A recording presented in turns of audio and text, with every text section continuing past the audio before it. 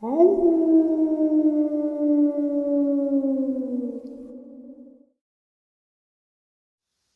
greetings and salutations, everyone. I hope everyone is still doing well, and welcome to this night ending bonus, or the bonus that gets us right up to tonight's live stream, 12 a.m. Eastern Standard Time, Saturday Nightmares, live from New York.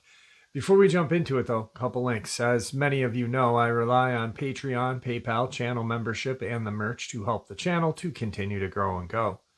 Links to Patreon, PayPal, and channel membership is in the description below. Merch displayed directly under the video. Also, Dogman Frightening Encounters, Volume 1 through 3, the audiobook versions. They were written and researched by Tom Lyons, narrated and produced by me, Jeff Nadolny. Those audiobooks are available on Audible, Amazon, and iTunes, links to which are also in the description as well. And finally, last but definitely not least, if you'd really like to help support the channel to continue to grow and go, simply subscribe. It does not cost a cent.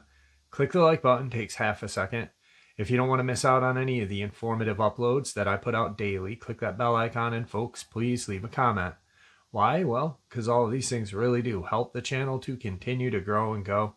And yes, folks, they definitely do matter. Now, everyone, I have taken far too much of your time. Let's jump in to this night-ending bonus upload, shall we? Tonight, I have some paranormal activity in the world of the secret societies. How crazy is that? I mean, they're already creepy. But then when you add a paranormal activity into it, it's a little bit more creepy.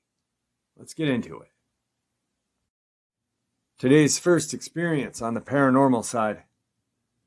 It's been about 4 years since I was filming a documentary about Paranormal Group. I was called last minute to gear up and join them on an investigation. It was a 4-hour drive to their client's home, and I wasn't really feeling like filming that night. The group that evening consisted of 3 investigators from the group, one of them being a medium that I trusted 100% and I've worked with for many years. The owners of the house had claims of there being loud sounds coming from empty rooms, things being moved, and an uneasy feeling at all times. The power had been disconnected from the house, so we had to use external lighting and power. The investigation started about 9 p.m. that evening, and from the time of pulling up, my camera was rolling. When I exited the vehicle and started walking into the home, my Masonic ring had turned around on my finger by itself. I didn't think much of that until later in the evening.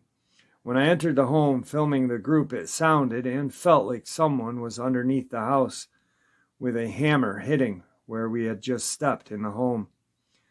The investigators heard and made note of this and caught audio on the camera as well. Let's fast forward to about 11 p.m. that evening.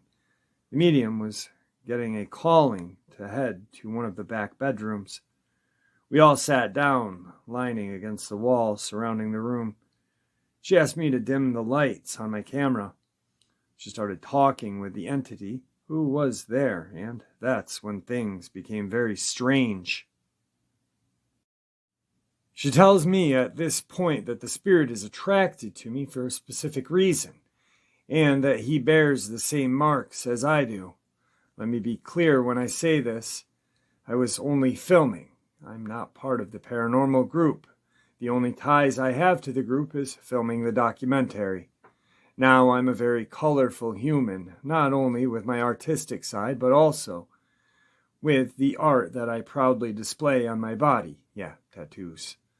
The medium tells me that he's bending down, pointing at my left leg. Just so happens I have a Masonic emblem on my leg. I begin to ask her if he is a Mason, and I break down and start crying and shaking uncontrollably. The only way to describe my feeling is happiness, sadness, calmness, and energized all into one emotion. After getting my composure back 10 minutes later, she tells me, yes, he is a Mason like you. Now, if anyone knows anything about Freemasonry, you will know that there are a lot of secrets and unspoken words that only the men of the organization should know. The medium tells me the spirit's background. He was a German immigrant that moved to the United States in the 60s. His name was Aldo. He built the home with his own hands, married for 50 years, had cancer. Wife had been trying to poison/kill him for insurance money. Wow! She tells me that he feels comfortable with me and has been waiting for years for me to get there. I ask the medium what he wants with me. She explains that he wants to know that it's okay to pass on and wants to hear it from me. So I tell Aldo, if you're ready to pass on, you may. The medium says that he left something under the house while building he wants you to have. It had been raining when we got there. Mud was under the home. I just didn't want to climb under the house in the middle of the night, though I did. Within a 48-inch area, they told me to look. I started digging with a garden tool, and I pulled up a rusty, mud-covered wooden square. I pull it out and rinse it off and show the medium. She tells me that's exactly what he wanted you to find and says you will know exactly what it means. So again, I tell Aldo if he is ready to pass, he can. The medium looks directly in my eye and says he's not going anywhere but with you. He's your guide, guardian angel.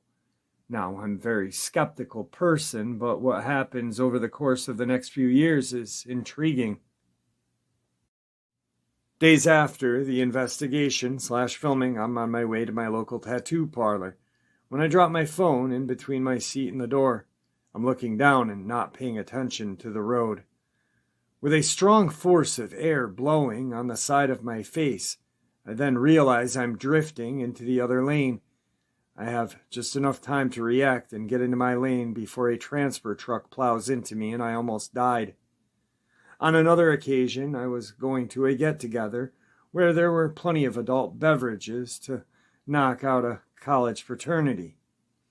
I had only been there for 15 minutes when I heard this voice as clear as day that tells me to leave now, in a stern father voice. I ignore it and resume hanging out with my friends. I had planned on riding back with a group of friends that night. Hear this voice in a much louder and stern tone. You need to leave right now. So I got into my car and drove home that evening. I got a call not an hour later telling me that all of my buddies I was supposed to ride with that evening had died in a car crash. On my move to California, I was very sleepy around Arizona and New Mexico border. I heard the same voice tell me to pull over and rest. Now, it only took me one time to hear this, and I did. I remember seeing this minivan following me with a rack on top and a surfboard attached to it.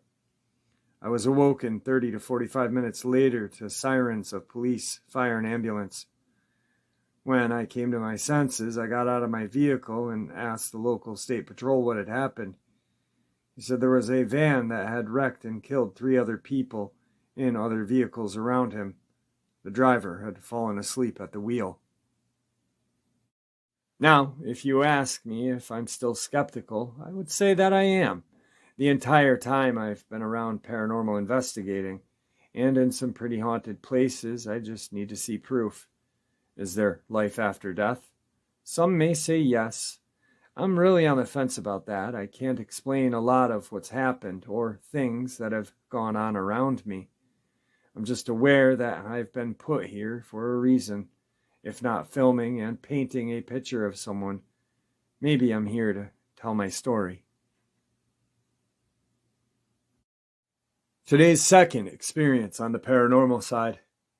This happened to me when I was in college, probably one of the creepiest and weirdest things that's ever happened to me.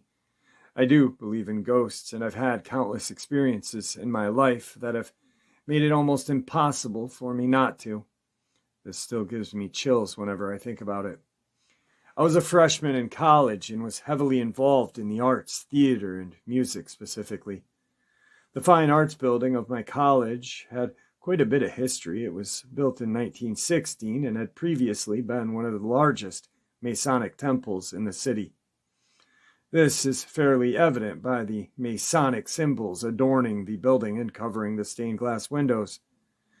I had heard rumors of secret passageways under the building that ran all the way into downtown, but I will say I didn't believe them. A few of my professors had told stories of seeing shadow people or feeling like they were being watched when they were alone, but I thought they were just messing with us freshmen. I spent most of my time in the costume shop. I should note the costume shop was on the sub-ground floor, technically the basement. It was down 2 flights of stairs from the main entrance that led you to a landing with the costume shop and another door that I just assumed was a utility closet because it was always locked. I couldn't put my finger on it, but there was just something off about it to me. On this particular evening, I had finished rehearsal for a play around 6 p.m. and figured I'd do a bit of cleaning in the costume shop while I waited for my roommate to meet me so we could grab some dinner. I was inside the costume shop when I heard a knock at the door. I walked over and looked out of the small window to the right side of the door, expecting to see my roommate, but there was no one there. I opened the door and stepped out looking around. I looked down the hallway to the left of the door to see if my roommate was hiding, trying to freak me out. Nothing. I shrugged it off as me being tired and went back into the shop and shut the door behind me. I went about my business for a bit until I heard another knock at the door a few minutes later. I was more hesitant this time. I walked to the door again, looked out the small window. Still, there was no one outside. I tried to open the door, and while the handle turned, the door would not budge. I pulled harder, thinking maybe the door was stuck, but it didn't feel like that.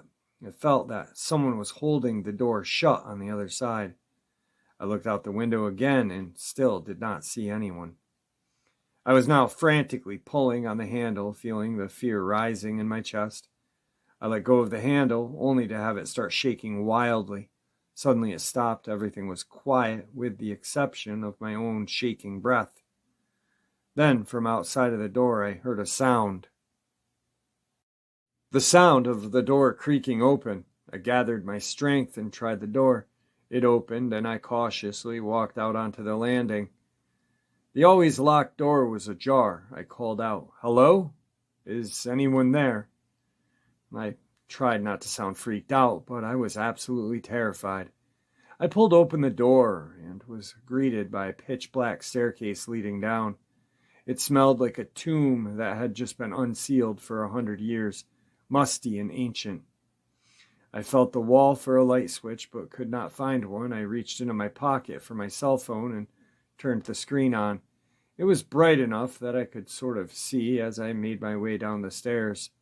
The walls were brick and the stairs were made of stone. The closer I got to the bottom, the colder it had become.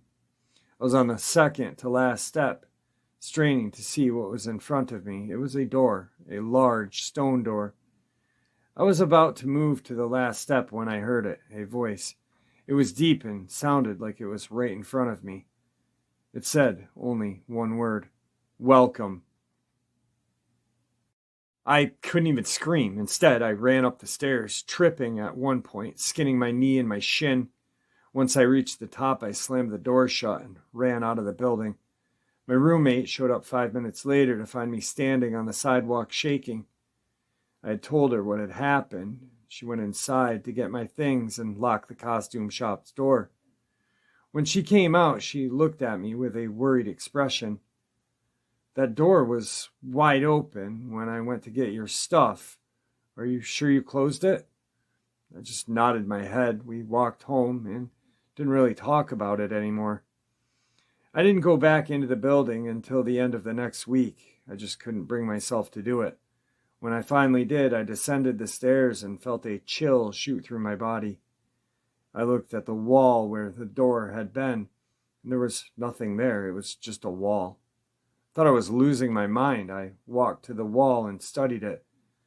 My drama teacher happened to walk by, and I stopped him. "Wasn't there a door here?"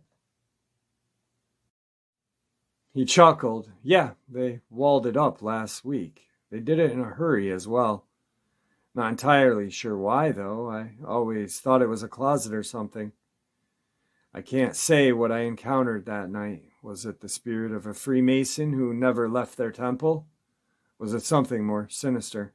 I honestly don't know. I spent a lot of time in that building over the course of my 2 years at that college, and while I had other odd experiences, they were nothing compared to what I experienced that one awful night.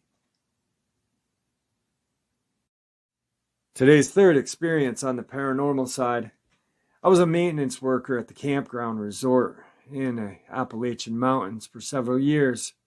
It was more like a rich glamping resort with luxury cabins that had been renovated, but the place still had an old and rustic feel to it. It was miles from civilization and super peaceful, especially during the down season.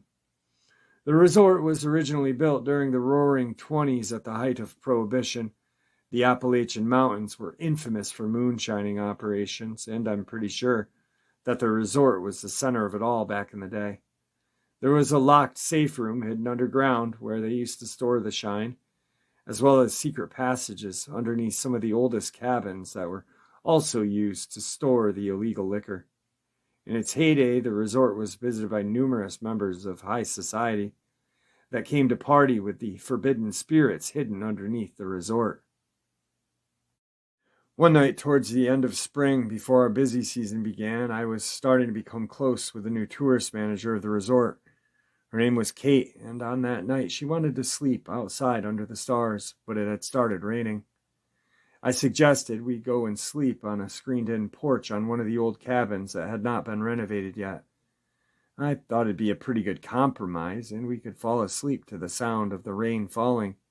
Hey, who says romance is dead? After we got everything set up and did the old in and out, it was sometime past 2 a.m. She had fallen asleep in my arms instantly, and I lied there unable to fall asleep. I was worried that I was going to disturb her because I usually toss and turn when I have a hard time going to sleep. I figured we had been lying there for over an hour when I heard what sounded like a door inside the empty cabin open and close. It was either the bedroom or bathroom. Both had very old doors that squeaked really loud and struggled to open and shut. I knew they had to be oiled or replaced when we renovated that cabin. My first thought was that it was our boss, the resort's owner's son. He is super nosy and has been trying to get in the new girl's pants ever since he hired her. He is also very demanding and entitled. I wouldn't put it past him to fire me if he knew the two of us were seeing each other. Yet, I didn't know why he would be sneaking around the resort at night or how he would have known we were there. It was a good-sized resort. I proceed to hear footsteps coming from inside the cabin towards the door to the screened porch. I lie there as still as I could, waiting for the door to open and have my boss lose his short temper when he discovered us. I prayed that he would walk away and not find us, but nothing happened. There were no receding footsteps and no more door noise. I stayed up the whole night and didn't hear another noise come from the cabin. There was nothing there except for me and Kate and the empty cabin. The next morning, Kate rolled over and immediately asked me about the footsteps she had heard the night before. Apparently, they had woken her up, and she also stayed up all night trying to figure out where they were coming from and who they belonged to. She was terrified and would never go near the cabin again. Unfortunately, I had to go back to the cabin at night. Part of my job was making sure all of the lights were off and everything was shut down in the empty cabins at night. My boss liked to turn the lights on the empty cabins to give the appearance like the resort had more guests than we really did. Every night I had to go there. After that, I always felt a sense of dread as I walked towards the cabin. I think it's because I never figured out what was inside of there that night. That cabin had never been renovated during the 4 years that I worked at the resort. There was always some excuse that the project manager had for delaying the renovations. I didn't mind, but I hated to go inside the cabin at night. Inside the living room of the cabin, there was a huge 175-pound swinging bed on chains that could be lifted up or down to make space for the guests staying in the cabin back in the day. Every night, I went to the cabin after we heard the footsteps. I would open the front door of the cabin and find that bed swinging on its own like someone or something had just got out of the bed before I got there. Today's fourth experience on the paranormal side. I want to preface by saying that I do not fully believe in ghosts. In fact, I have been trying to avoid any conversation about ghosts or anything supernatural simply because there is no solid evidence to support them. I personally have had such experiences with the unknown as a kid, but I don't think they are relevant to what I am going through now. But anyway, here's what I'm going through. Up until the COVID pandemic started in February of 2020, I was studying in a high school and lived in its dormitory. The dormitory itself was quite old. It was built before World War I, so at least it's 100 years plus. But the problem I had with the dorm was not the fact that it was old and dusty. It's the atmosphere of the whole building and the people living in it. I do not like to use this word, but there is definitely negative energies coming from there. One student even committed suicide in the bathroom, but no one cared. There was a kind of environment I was exposed to for way too long. I lived there for nearly 4 years and never felt comfortable. I always longed for summer and winter vacation so that I could go back home. On January 16th, 2020, I had a so-called panic attack for the first time.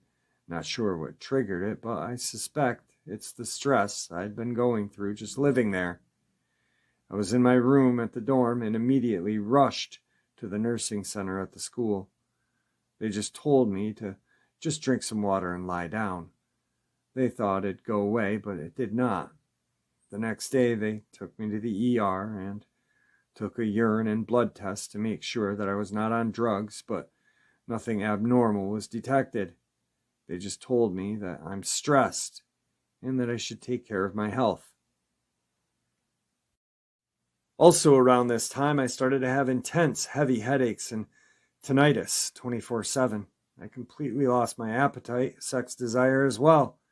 I became an insomniac. Moreover, my hands get extremely cold all of the time.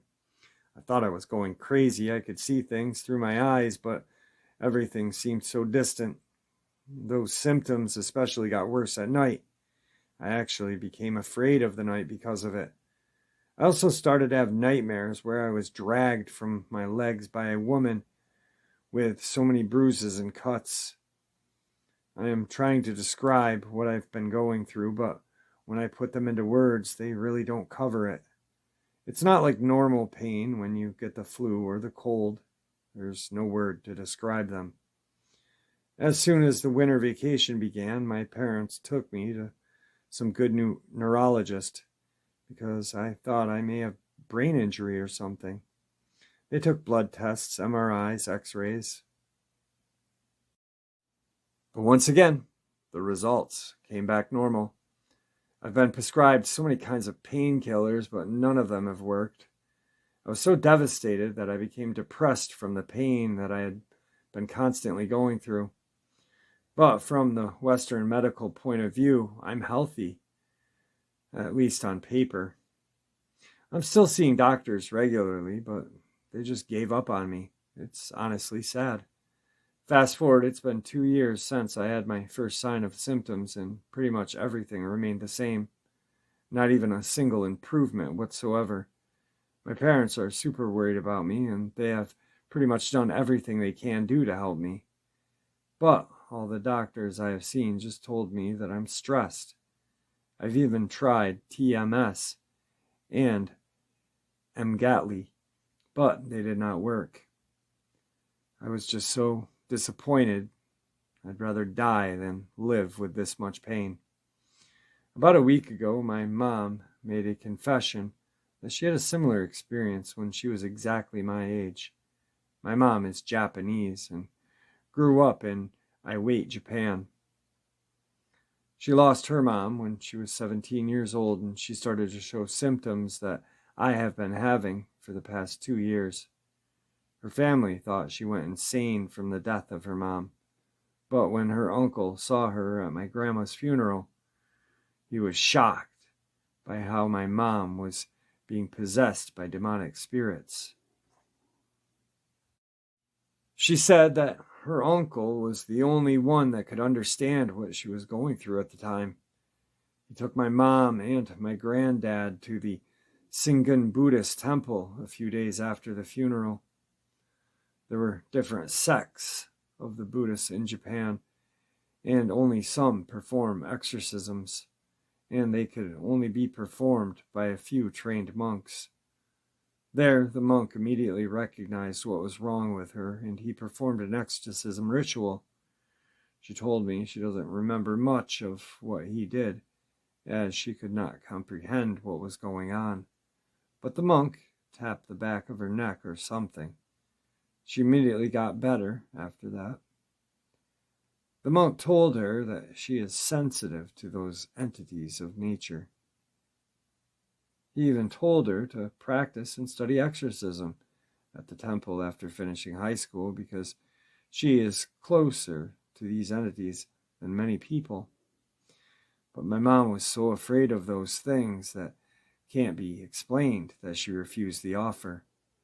She told him that she wanted to go to college and have a normal life. I asked her why she didn't tell me about her experience much earlier. She told me that she was hesitant because she knew that I did not like talking about those things and that I only want to rely on Western medicine. Anyway, I bought her experience despite the fact that I did not want to believe it. Thankfully, my great uncle was still alive at the age of 80. We contacted him a few days ago and he said I should get a ritual done as soon as I could. He also told me that sensitivity to ghosts and spirits is hereditary, and that people like me and my mom are more prone to directly get affected by them. She told him what I was going through, and he is convinced that I have caught some kind of demonic spirit inside of me. I'm going to meet up with him later this month. Long story short, I'm going to the temple in northern Japan to get an exorcism ritual later this month. Today's final experience on the paranormal side. I really don't believe in the paranormal, but lately I've been thinking about experiences I just cannot explain. Some preface, I'm Native American, but it's only been this year my mom got in contact with the family on the res. She went up to the res for a week to talk to them and came back with a lot of interesting stories and some parallels to my life. The shades and gray man, if I'm remembering correctly, are what they called the hallucinations we have. I've had stress-induced hallucinations my entire life, and so had this side of my family. But we all see the same things. A shade is like a tall, spindly, faceless creature with no hands or feet, just points. At least generally that description. And the gray man are these small, gray faces of men that we see in the dark. Probably self-explanatory, I know. My great-something grandmother was psychic. If anyone actually ends up being interested in seeing this, I'll try to find some more info. But she apparently located the head of a missing person. Not much to say about her right now. My family drains batteries. I can't find any explanation for this. Honestly, I don't have to believe it. I've always broken electronics really fast. But I am unobservant and clumsy. My mom's stuff breaks too, but I guess she can be clumsy as well.